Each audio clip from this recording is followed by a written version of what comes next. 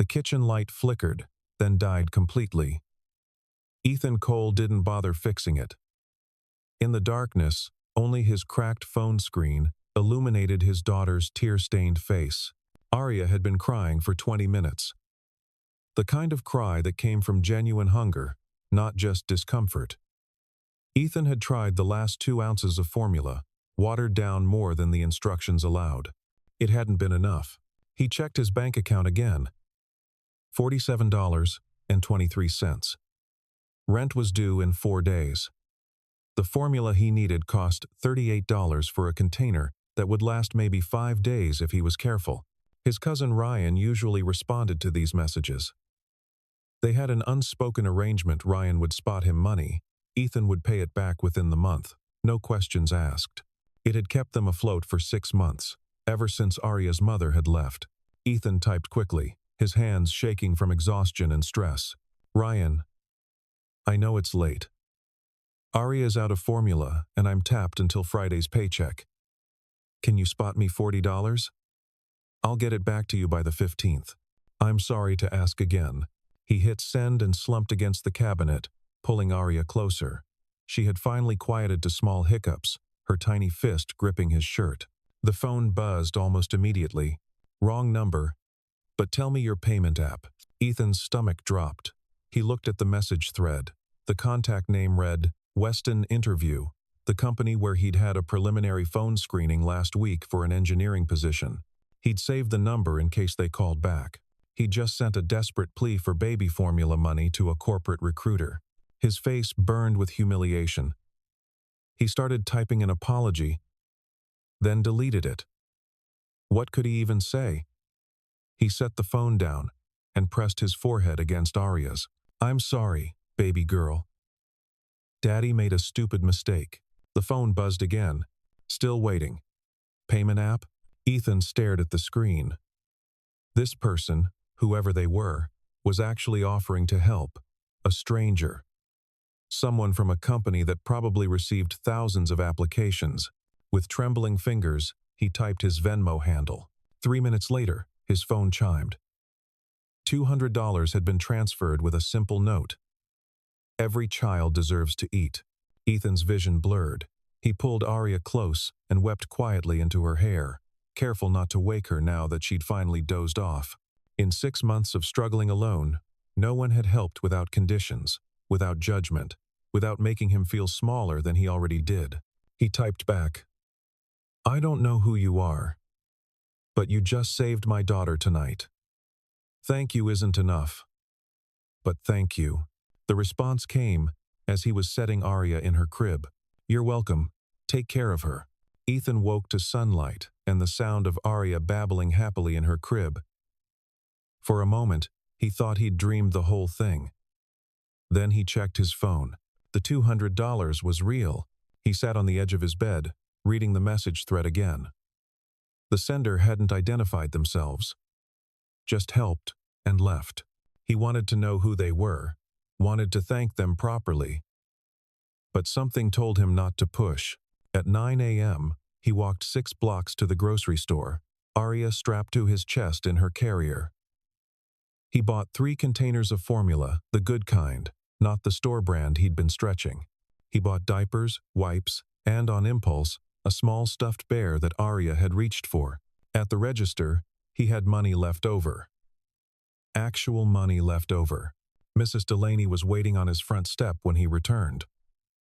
The elderly neighbor had watched Arya occasionally when Ethan had interviews, refusing payment beyond the occasional grocery pickup.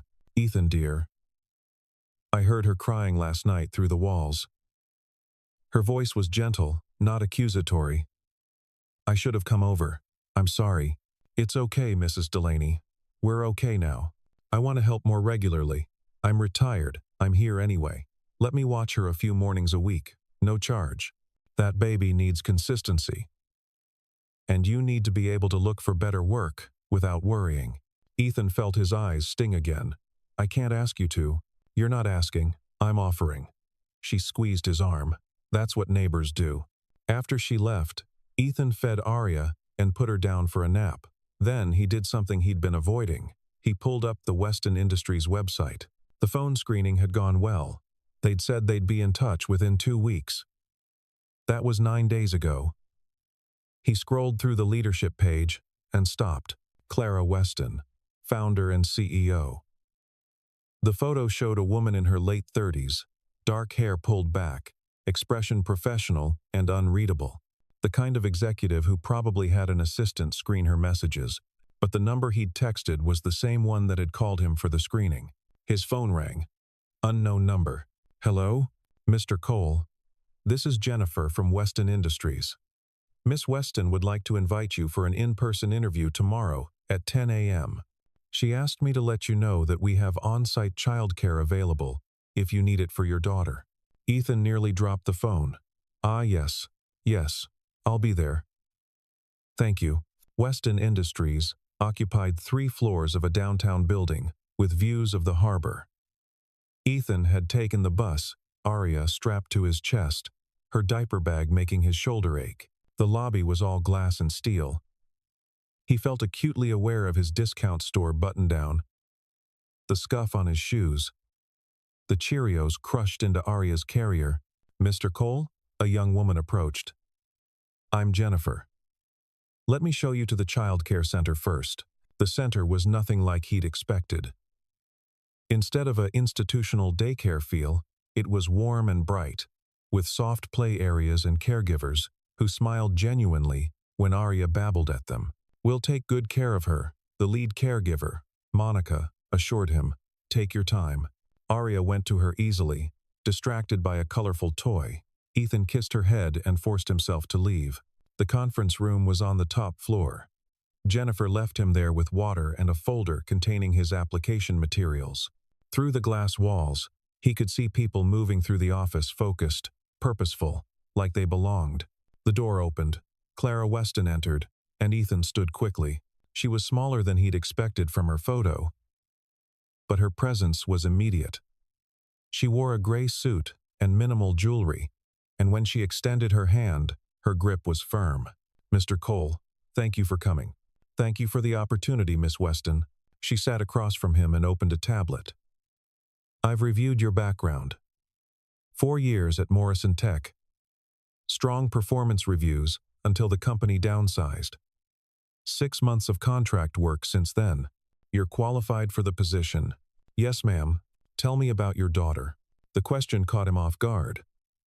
She's 14 months old. Her name is Aria, and her mother? Ethan swallowed. She left when Aria was 2 months old. Decided she wasn't ready to be a parent. It's just been us since then. Clara's expression didn't change, but something shifted in her eyes. That must be difficult. It is, but she's worth it. The position would require occasional evening work and some travel. How would you manage that? I have a neighbor who's offered to help with childcare. And I'd make it work, Miss Weston. I need this job. But more than that, I'd be good at it. I want to contribute to something meaningful again. She asked technical questions after that about systems integration, project management, problem-solving scenarios. Ethan answered as best he could, his confidence growing as they spoke. This was what he'd been trained to do, what he was good at. An hour later, Clara stood. Thank you, Mr. Cole. We'll be in touch by end of week. She walked him to the childcare center. Through the window, they could see Aria playing with blocks, completely content. She seems happy, Clara observed. She's adaptable. She's had to be. Clara turned to him. You did well today, Mr. Cole. There was something in her voice, not pity, but understanding. Like she knew what it meant to fight for something. The call came 2 days later. Ethan had been replacing the kitchen light fixture when his phone rang. Mr. Cole, this is Clara Weston. I'd like to offer you the position. Project engineer, starting salary $62,000, full benefits including childcare subsidy. Can you start Monday? Ethan had to sit down. Yes. Absolutely, yes. Thank you, Miss Weston. I won't let you down. I don't think you will. See you Monday. After he hung up, he picked up Aria and spun her around the kitchen. She shrieked with delight. grabbing his hair. "We did it, baby girl. We actually did it." That night, he treated Mrs. Delaney to take out as a thank you. She cried when he told her about the job, about the childcare benefits, about the salary that would let them move out of the cramped apartment into something with a real bedroom for Arya. "You deserved a break," she said, patting his hand. "That little girl deserves a father who can breathe." Monday morning felt surreal. Ethan dropped Arya at the company childcare center, where Monica greeted them like old friends. Then he rode the elevator to the 4th floor, where his desk waited. His supervisor, a friendly woman named Patricia, showed him around. "Miss Weston doesn't usually get involved in individual hires," she mentioned. "You must have impressed her." At 3 p.m., Ethan went to check on Arya during his break. Through the childcare center window, he saw Clara Weston crouched beside his daughter, watching her stack blocks. When a block fell, Clara handed it back with a small smile. Arya babbled something and patted Clara's hand. Ethan's chest tightened. He'd been so focused on survival that he hadn't considered what Arya was missing. Gentle hands, patient presence. Someone besides him to care. Clara looked up and saw him. She stood quickly, her professional mask sliding back into place, and left through the other door without a word. But Ethan had seen it. The softness, the longing. Over the next month, Ethan settled into his new life. The work was challenging but satisfying. His paycheck cleared, and he paid Mrs. Delaney for her help, despite her protests. He bought Arya new clothes that fit. He slept through the night without panic about bills. He also noticed Clara. She came to the childcare center at odd times early morning before most executives arrived, late afternoon when she could have been in meetings. She never stayed long, but she always stopped to watch Arya.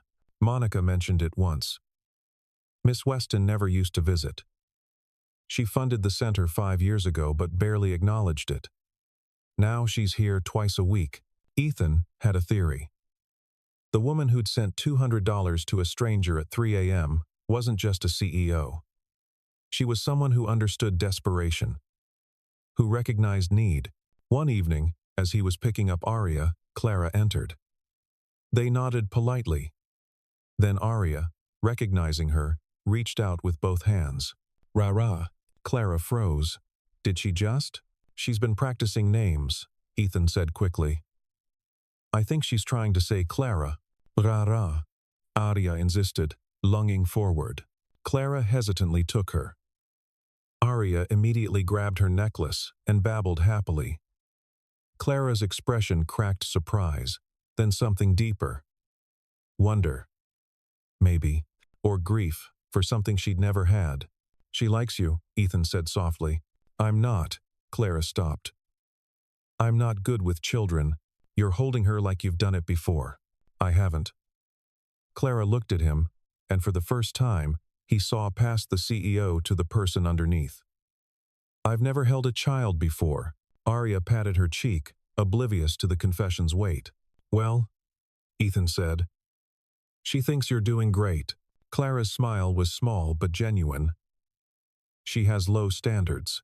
She has excellent instincts." Ethan had planned something simple for Arya's first birthday: cupcakes from the grocery store, decorations from the dollar store, Mrs. Delaney, and a couple of co-workers from his floor. Then his work email pinged. From Clara Weston. Subject: Birthday arrangement. "Mr. Cole, I've taken the liberty of arranging a birthday package for Arya through our corporate family services. They'll deliver to your address Saturday morning. Please don't refuse. I wouldn't have offered if I didn't want to do this. C.W."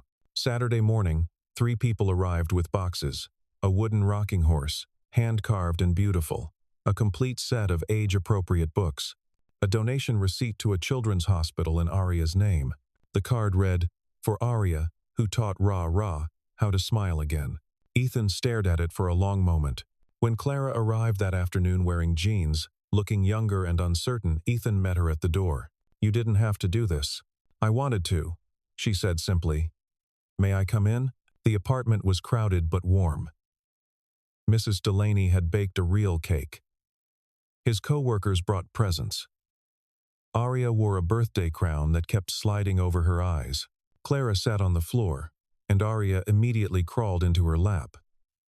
When Ethan brought out the cake with its single candle, Arya clapped. Clara helped her blow it out, and everyone cheered. Later, as guests filtered out, Clara stayed to help clean up. "Thank you for inviting me," she said. "Thank you for coming, and for everything else." Ethan paused. "Can I ask you something?" "Yes. Why did you help me that night? You didn't know me." Clara was quiet, washing a plate with careful attention. "I grew up in foster care. 7 different homes before I aged out at 18. I know what it feels like to be hungry, to be desperate, to send messages into the void hoping someone will answer." She set the plate in the drainer. "When I saw your text, I couldn't ignore it. I'm sorry. That must have been. It made me who I am," she interrupted. "But it also made me lonely. I built a company, made more money than I need, and still felt like I was on the outside looking in." She glanced at Arya, who was falling asleep on the couch. "Until I met her," Ethan stepped closer. "Clara, you're not on the outside here." She looked at him then, really looked, and he saw it, the same loneliness he'd felt at 3 a.m., the same hunger for connection, for family, for home. "I don't know how to do this," she whispered. "Neither do I," he admitted, "but we could figure it out together." It started slowly. Clara came to the apartment on weekends, awkward at first, unsure how to play or what to say. Arya didn't care. She dragged Clara into games of peekaboo, smeared banana on her expensive blouses, demanded stories in her nonsensical toddler language. Ethan watched Clara transform. The sharp-edged executive softened. She learned to make bottles, to change diapers, to sing off-key lullabies. She was terrible at it, initially fumbling with snaps, mixing formula too thick, reading board books with the dramatic flair of someone narrating a shareholder meeting. But she tried. That was what mattered. One Sunday, Ethan came back from the laundromat to find Clara asleep on the couch. Arya sprawled across her chest, both of them breathing in sync. Mrs. Delaney, who'd been watching from her armchair, whispered, "That woman's been waiting her whole life for this." "I think she has," Ethan agreed. The shift from gratitude to something deeper happened gradually. It was in the way Clara's hand would brush his when she handed him coffee. The way she stayed later each visit, reluctant to leave the warmth they'd built. The way she looked at him when Arya said Dada and Rara in the same breath, like they were her 2 favorite words. One evening, after Arya was asleep, they sat together on the cramped couch. "I need to tell you something," Clara said. "I'm terrified." "Of what?" "That I'll ruin this. That I don't know how to be what she needs, what you need. I've spent 20 years building walls, Ethan. I don't know if I can tear them down." He took her hand. "You already have. Every time you show up. Every terrible diaper change. Every story you read, that's you tearing them down. What if it's not enough? It's more than enough. You're more than enough." She leaned into him, and he wrapped his arm around her shoulders. They sat like that until the streetlights came on, not speaking, just being. 3 months after Arya's birthday, Clara asked Ethan to dinner. A real date, she specified. Mrs. Delaney would watch Arya. They went to a small Italian place in Ethan's neighborhood, nowhere fancy, just red checkered tablecloths and warm bread. Clara had insisted. "I eat at expensive restaurants for work," she'd said. "I want to go somewhere real." Over pasta, they talked. Really talked.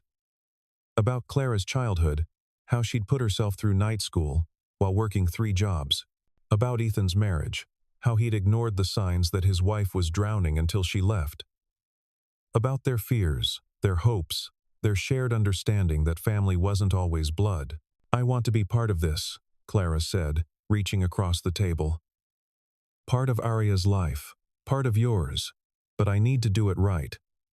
I can't be her boss's boss. I can't be the person with power over your job. If this is going to work, we need boundaries." "What are you suggesting?" I'm removing myself from your chain of command. Patricia will report to someone else. You'll have no professional connection to me. And if we do this, if we try, it has to be because we want to. Not because you feel obligated or grateful. Ethan squeezed her hand. I stopped feeling grateful weeks ago. What I feel now is completely different. What do you feel? He met her eyes. Like I found someone who sees me. Really sees me. Not the struggling single dad. Not the desperate guy who sent a wrong number text. Just me. Clara's eyes shimmered. I see you, Ethan. I see how hard you fight. How much you love her. How you never ask for help. Even when you should. I'm asking now, he said quietly. Stay. Be part of this. Help me build something real. Yes, she whispered. Yes. 6 months later, on a rainy Saturday evening, the three of them were sprawled on the living room floor of Ethan's new apartment, bigger now, with an actual bedroom for Arya and windows that didn't leak. Arya was building a tower with blocks, Clara supplying pieces, Ethan sketching plans for a community outreach project Weston Industries was funding. Up, Arya demanded, and Clara lifted her, spinning her around. Arya shrieked with joy, and Clara laughed, a full, unguarded sound that Ethan had learned to treasure. When Clara set her down, Arya patted her cheek. Rah, stay. I'm staying, sweetheart. No, Arya insisted, with the seriousness only toddlers possessed. Stay forever. Clara looked at Ethan.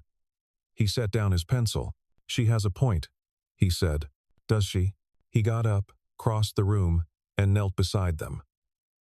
From his pocket, he pulled a simple silver ring, nothing extravagant, but chosen carefully, like everything else he did.